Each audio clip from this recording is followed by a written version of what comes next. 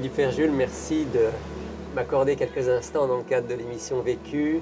C'est un plaisir de vous rencontrer dans ce lieu qui n'est pas commun pour moi, sur une plage martiniquaise. Expliquez-nous où nous sommes. Bien, nous sommes ici dans la ville de Rivière-Pilote. C'est une ville du sud de la Martinique.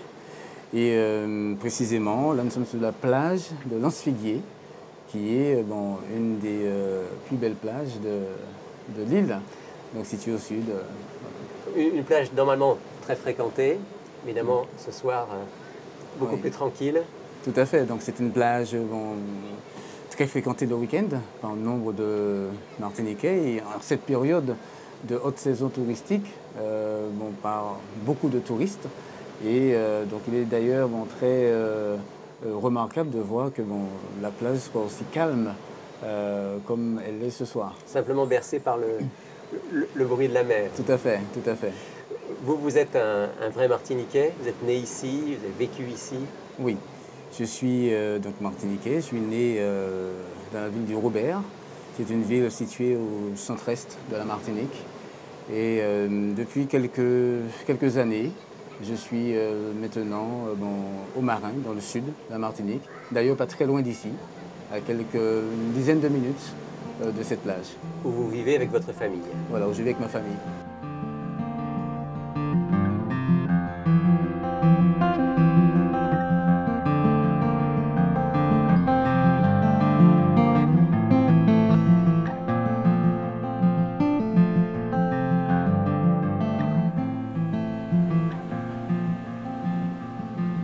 Alors, même si vous êtes martiniquais, marié, père de famille, Oui. Professionnellement engagé et quelqu'un, on peut dire, qui a certains succès, on peut dire que tout ça, ça vous définit seulement partiellement. Peut-être une des choses les plus importantes, si pas la plus importante de votre vie, c'est que vous êtes aussi quelqu'un qui a une vie spirituelle profonde. Oui, j'ai une vie spirituelle très profonde que je qualifierais tout simplement de je vis. Je vis. Vous vivez ce que vous croyez. Voilà, je vis. Je vis la vie je veux vivre la vie de Jésus. Ce n'est pas je ne considère pas ma vie spirituelle comme un département, comme une chambre de la maison, mais c'est vraiment la maison. Et c'est ce qui me porte, c'est ma vie, et je veux traduire ce vécu dans tout ce que je vis, professionnellement, dans la famille. Ça imprègne tout ce que vous vivez. Oui, oui. Et je crois que celui qui rencontre le Christ, il doit permettre en fait à Christ d'être partout avec lui. Alors, vous avez employé une expression, vous avez dit celui qui rencontre le Christ. Oui. Vous m'avez expliqué que vous êtes d'une famille quand même chrétienne, vous avez connu la Bible, l'Évangile, le Christ depuis tout jeune. Oui. Pourtant, vous situez à un moment dans votre jeunesse la rencontre avec le Christ. La rencontre, oui. Racontez-nous. Oui, je me suis donc fait baptiser à l'âge de 8 ans, où j'ai vu un message écrit dans une église. Celui qui se fera baptiser, celui qui croira se fera baptiser et sera sauvé. Et j'ai dit à ma maman, mais maman, je crois. Et qu'est-ce qui empêche que je sois baptisé? Elle m'a dit absolument rien. Et donc j'ai suivi la classe baptismale où on reçoit justement des études bibliques pour mieux comprendre l'enseignement de base. Et donc je me suis fait baptiser à l'âge de 8 ans. Et donc bien sûr j'ai grandi avec cette éducation spirituelle dans un cadre familial et aussi de l'église. Mais j'ai une véritable rencontre avec le Seigneur à travers sa parole. Parce que j'ai voulu m'appuyer sur du concret. Une fois qu'on sort de l'église, qu'on a passé le cap de l'adolescence et tout, on prend conscience de certaines choses, et on a besoin de s'affermir, d'être établi sur de véritables bases. On n'est plus dans le soutien des autres. Il vous fallait une foi personnelle. Une foi personnelle, ancrée sur des sur la vérité du Christ qui est vivant et qui doit être pleinement dans ma vie. Et alors, là, vous avez devant vous 3 livres. Oui. Et je sais que ces 3 livres ont été un facteur clé, justement, Oui. dans cette découverte. Oui. Vous pouvez nous les présenter? Oui. Donc ces 3 livres, justement, m'ont permis de rencontrer la personne du Christ. Il y a un autre texte de la Bible qui m'a interpellé parce que j'étais déjà plutôt engagé avec le Seigneur. Et j'ai lu dans la parole, que sert-il à un homme de gagner le monde si lui-même il perd son âme? Et j'ai compris qu'il est important de connaître véritablement le Christ, de le rencontrer avant de le partager avec d'autres.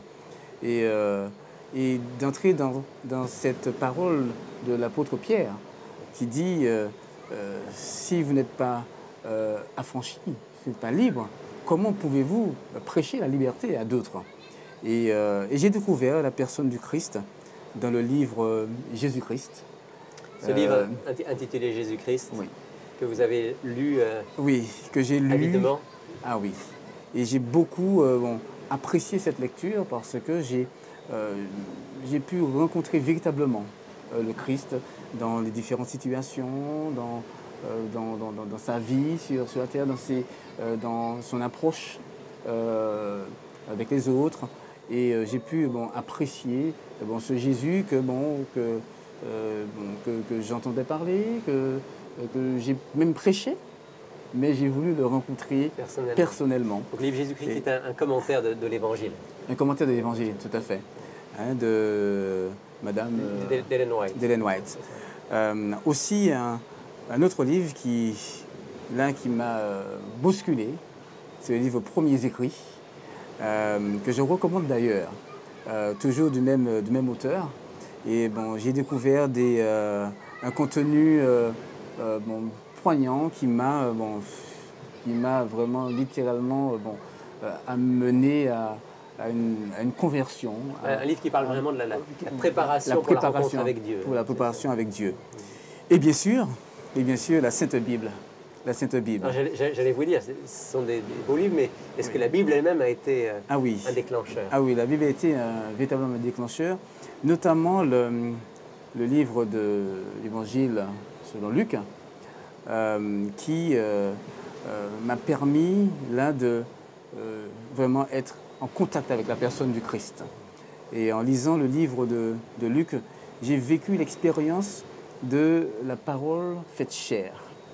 Et cette parole que j'avais entre les mains, j'ai vécu réellement cette approche de la personne du Christ qui me parlait, qui a apporté ce toucher, cette transformation dans ma vie et m'obligeant à prendre de nouvelles résolutions et à changer vraiment de cap dans ma vie.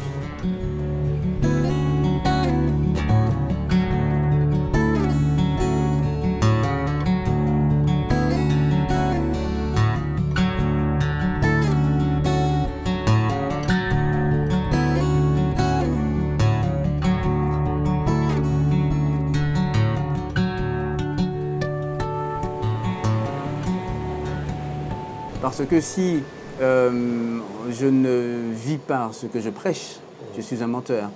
Et il est important de vivre le message. Et je crois que le Christ lui-même, il a été son propre message.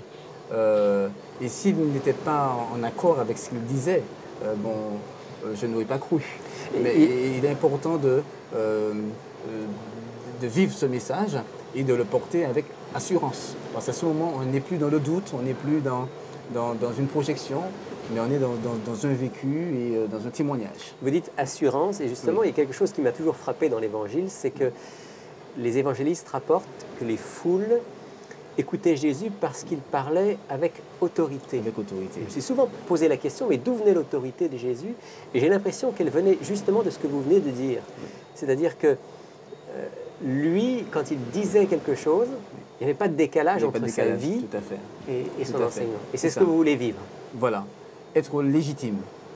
ne pas avoir un message. Parce que, bon, il y a beaucoup de paroles, on entend beaucoup de paroles à la radio, bon, à la télé, Les médias aujourd'hui, dans les bien médias, sûr, bien bon, sûr. par écrit. Mais la parole de Dieu, c'est autre chose. Et ça doit être un autre son dans notre vie. Et la considérer autrement. Et je veux, par la grâce de Dieu, donc, que cette parole puisse être perçue, reçue comme véritablement comme étant la parole de Dieu et pas une parole quelconque. Et de vivre cette parole parce que c'est une épée à deux tranchants qui partage âme et esprit, jointure et moelle. Donc une parole qui pénètre, qui transforme, qui corrige, qui guide. Et ce que je veux vivre par la grâce de Dieu.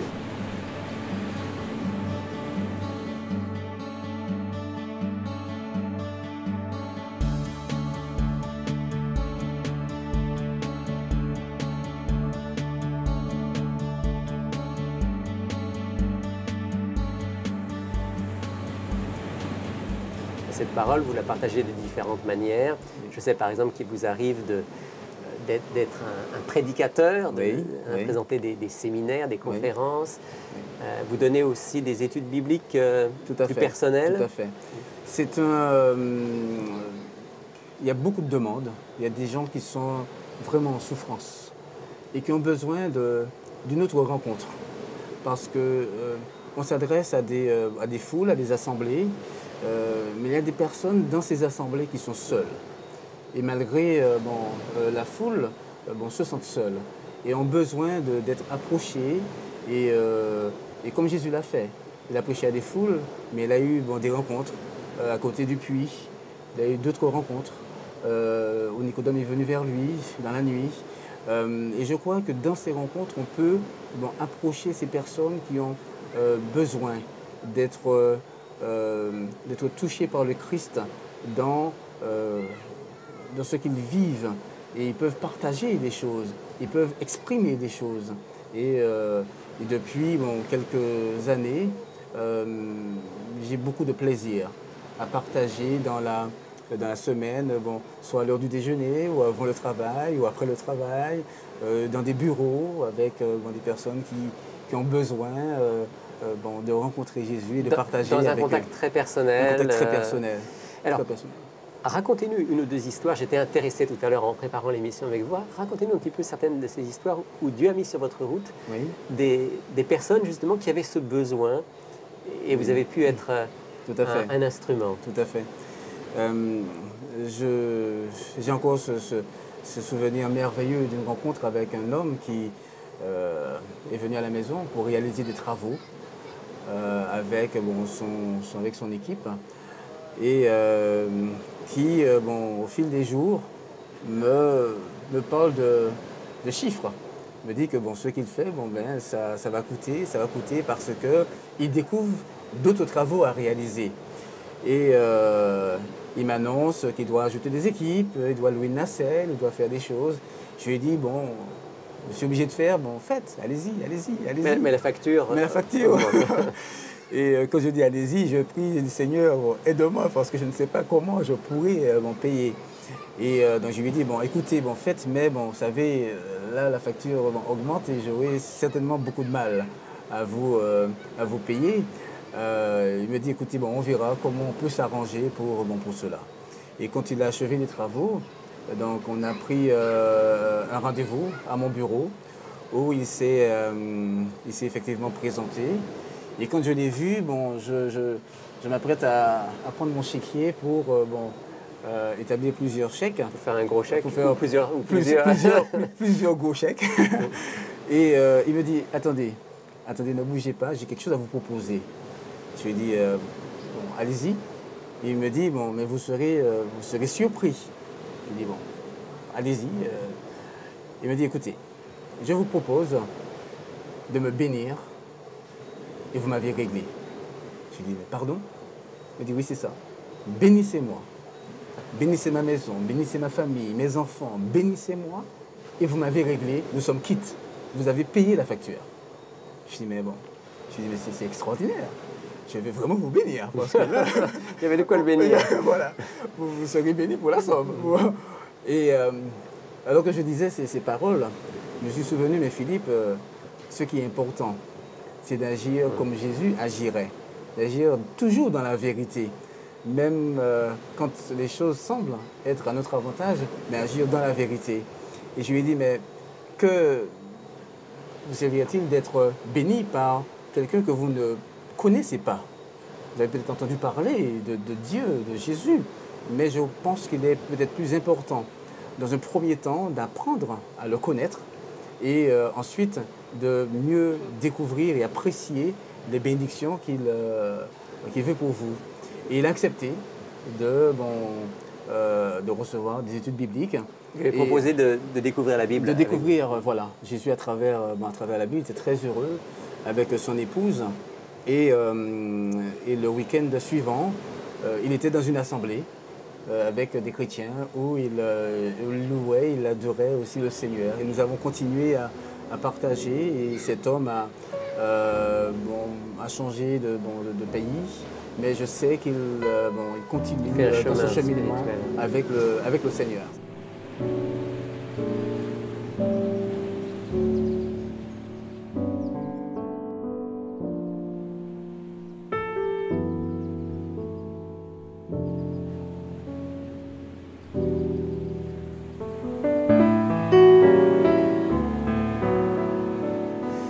Alors, il vous arrive aussi parfois dans votre parcours professionnel, Oui. de créer une société, de créer une compagnie. Et là, vous avez aussi fait une expérience intéressante. Oui, une très belle expérience, parce que des fois, quand on est jeune, bon, je ne le suis plus, hein, mais quand on est jeune, on aspire à se réaliser, à s'accomplir, à gagner de l'argent, à s'établir, à construire sa maison. Et on se fait une idée sur ceux qui ont véritablement les moyens. Et on se dit, ils sont heureux, et on a envie d'être comme eux, de vivre les mêmes choses. Et effectivement, comme nous l'avons évoqué avant l'émission, j'ai eu l'occasion de vendre une société à un homme, un Français, très riche, connu de la France et d'ailleurs. Et lors de cette rencontre, donc j'arrive à Paris. Donc il était intéressé par votre voilà, société. Il était intéressé il voulait la racheter. Une société, il voulait la racheter. Une société qui avait 6 mois d'existence, une jeune société. Et il voulait acheter cette société. Donc je suis invité à Paris pour le rencontrer et négocier en fait la vente de cette société. Et quand j'arrive dans son bureau de 200 mètres carrés, j'y trouve des conseillers, des avocats, et j'étais au nombre de 7. Et j'étais vraiment gêné par... C'était intimidant un petit peu? Oui, c'était intimidant, vraiment intimidant. Parce que ça ne rigolait pas. C'était très froid, très sec. Et donc j'ai demandé à ce que qu'on détende l'atmosphère. Et ils ont accepté, ils ont rigolé un peu. Et j'ai pu parler librement de mon projet. Et la discussion n'a pas duré un quart d'heure. Parce que cet homme riche, le président du groupe, il s'est levé et il a dit, écoutez, monsieur Feugy, je suis d'accord. Et il m'a tendu la main et il a demandé aux avocats, ces techniciens, de nous laisser parce qu'il voulait qu'on soit deux. Vous êtes restés tous les deux. Voilà, tous les deux. Et à cet instant, cet homme il m'a surpris parce qu'il me pose la question, maintenant que nous sommes deux, dites-moi, qui êtes-vous? Je dis, mais je suis Philippe Pierre-Jules. Oui, ça je sais. Mais qui êtes-vous? Je ne comprends pas très bien la question. Dites-moi qui vous êtes. Je veux savoir qui vous êtes. Parce que je n'ai jamais rencontré quelqu'un qui me regarde dans les yeux et où j'ai le sentiment de ne rien changer à sa vie, à son existence. Je lui ai dit non.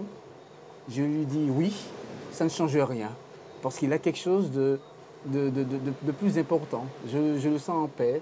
Et alors que bon, autour de moi, j'ai des personnes qui baissent la tête, ou quand ils me fréquentent, j'ai le sentiment qu'ils sont à côté de moi pour profiter un peu Sa fortune. de ma fortune. Et des choses que je ne dirais pas bon, ici, mais cet homme était très malheureux. Il exprimait sa souffrance, une grande souffrance. Et il m'a dit, mais Monsieur Ferjul, je vous envie. Je vous envie. Mais j'ai omis de vous dire que cet homme, quand il a insisté sur la question, je lui ai dit, écoutez, bon, je suis bon, chrétien, adventiste du 7e jour. Il me dit, mais c'est quoi ça, cette affaire d'adventiste? Je lui ai dit, bon, vous connaissez un peu bon, le judaïsme et tout. Il me dit, oui, oui, bon, je vois très bien. Voilà, mais voilà, c'est le judaïsme, mais nous avons accepté Jésus comme étant le Messie. La foi en Jésus-Christ. La foi en Jésus-Christ. Et il m'a dit, d'accord, ok, très bien. Et il m'a dit, bon, vous faites quoi? Je lui ai dit, bon, j'ai cité quelques principes bibliques. Et il était très intéressé par la discussion. Et cet homme a véritablement exprimé une grande souffrance. Et quand il m'a dit, bon, je vous envie, je lui ai dit, bon, écoutez, bon, moi, je veux bien aimer être à votre place aussi, avoir l'argent que vous avez. Il m'a dit, non, mais je crois que vous avez plus que cela.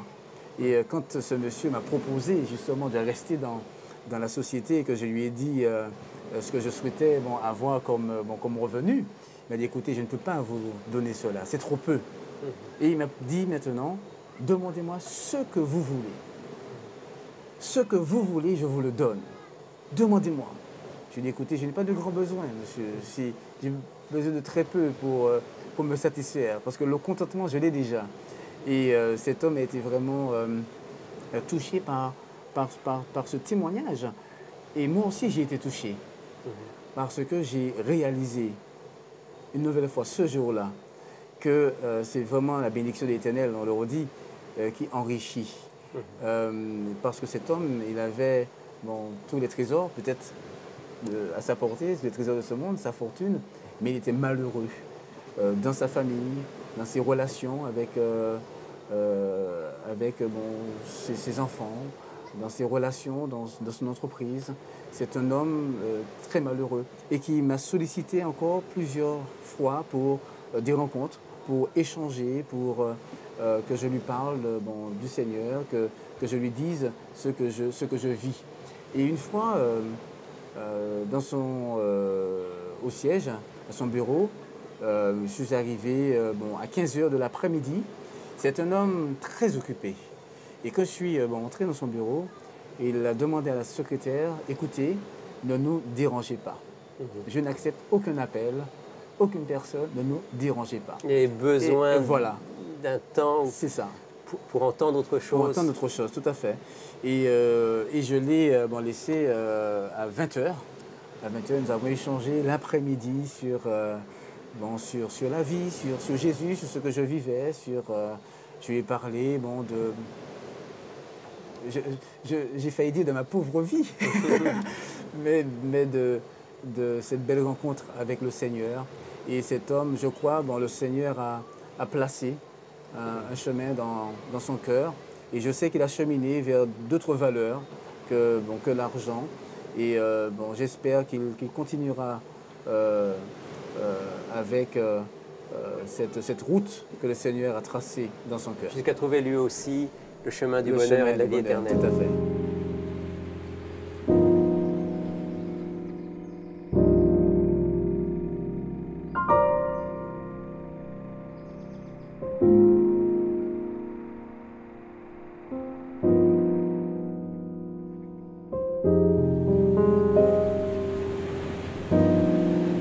Philippe, je suis persuadé qu'il y a beaucoup d'hommes et de femmes autour de nous, riches ou pauvres, qui sont dans cette situation où ils se rendent compte que le matérialisme ne peut pas satisfaire le cœur humain, que les plaisirs, ça va un temps, mais que ça n'apporte pas non plus la vraie satisfaction. Oui.